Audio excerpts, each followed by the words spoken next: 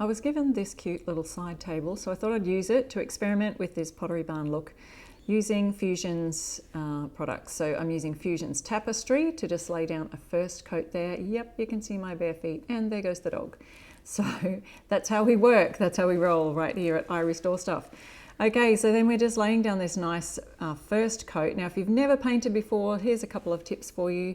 Just use your brush with nice long strokes going from end to end, but not quite at the end, if you know what I mean. So you don't want to go leaving drips along the edge by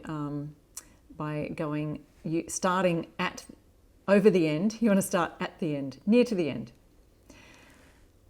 So I'm just doing the drawer there. It was so much easier to just take the whole drawer out. This is a sped up version, obviously. At times I might just slow down just to give you a better look of the process I take.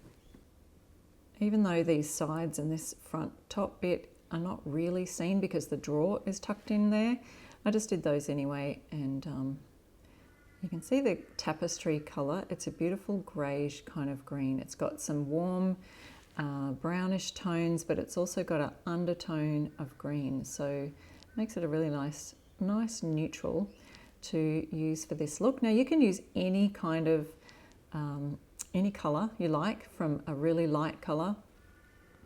Most light colours would work better actually.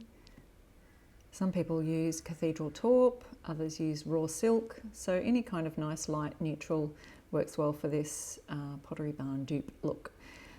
Where you add a glaze over the top, or you can add stain and finishing oil if you like. In this case, I'm going to be using Fusion's Glaze.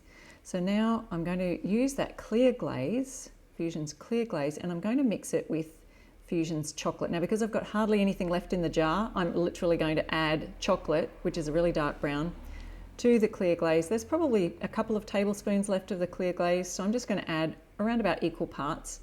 So about 2 tablespoons to 2 tablespoons. You can change your mix depending on how you like the glaze and how thin you want it. I'm using a nice dark chocolate glaze, but it will give you a nice aged look to any piece of furniture. The regular way to use glaze is simply by brushing it on and then wiping it off with a dry cloth. But today I'm going to do this look, so I'm showing you here with this side. So we'll do a sort of almost a real time instead of sped up version. So I've labelled my jar Antique Glaze. I'm using a scratchy brush. It's just a dust brush, but it's got really scratchy bristles. And then I also bought this thing. I think it's for fly screen, you know, to clean your tracks out of your screen doors. But it's very scratchy as well. So just using the clear glaze, which is now mixed with chocolate, so it's an antiquing glaze.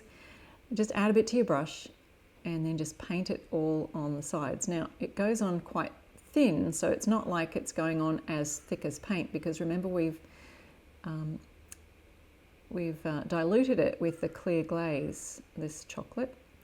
So what we want to do is just paint that all over. Now normally with just regular glazing, you'd grab a dry cloth and just wipe it all off after you've brushed it on. But for this look, we want to create that. It's almost like faux wood grain look with our scratchy straw broom or straw brush. I think the bristles on the brush that I chose are just synthetic. So now we're going to grab the brush and just look out for little bristles that might come out, because this brush actually had some that were little flyaways, so every now and then you'll see me scraping the bristles out. So see how when we stroke it along the side of the paint, you get those nice long strokes. I'm just brushing it off on a piece of cardboard there. And I'll use the same piece of cardboard in a minute for just catching any flicking, because I'm doing this in my dining room on the dining table and I didn't want the brush to flick. So there you go, saw a little bristle there. Nice long strokes. And just try and keep it nice and even. And I sort of went back and forth over this, just deciding whether I was happy with the look. You can go, you know, all one way, or you can go back the other way, but see how it's just creating different strokes and ridges there to create that fun look. So you can see the side a little bit there. Now this is the sped up version for all those areas that I've painted this in Fusion's Colour Tapestry. And I'm just covering those up, and then I'm going over with that scratchy brush And there's that smaller brush there with the other bristles. I found it handy for going in little crevices in parts of this project, and you'll see that as you watch this sped up version. See, getting more bristles from that brush. It was a little bit annoying, but you just pick them off. It'll be fine.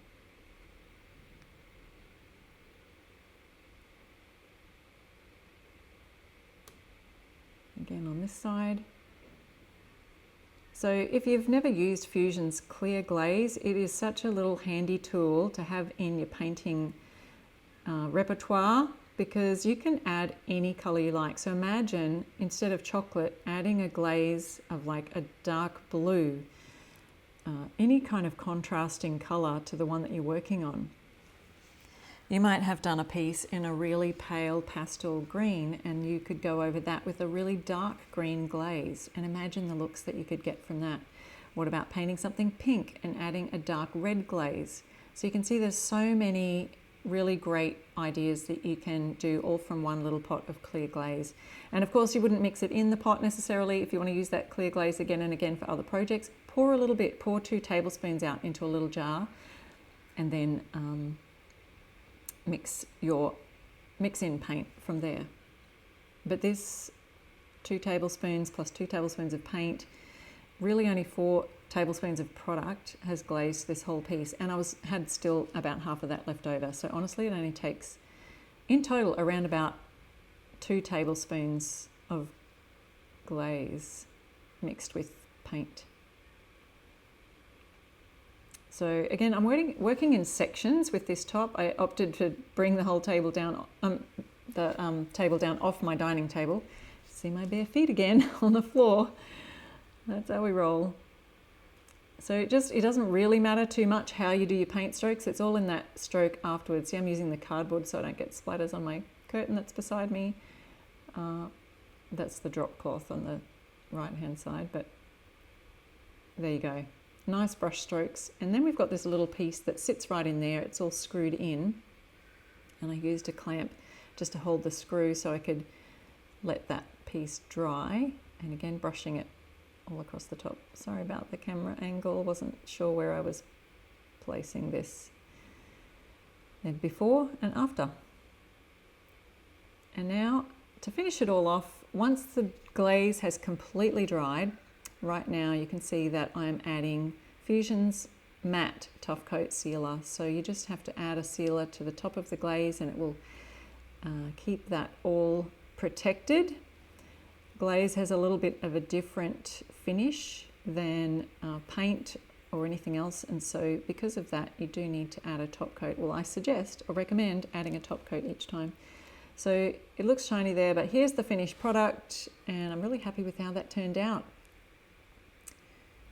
Beautiful Pottery Barn dupe. And just as a little reminder, here's what we started with before and after. Thanks for watching.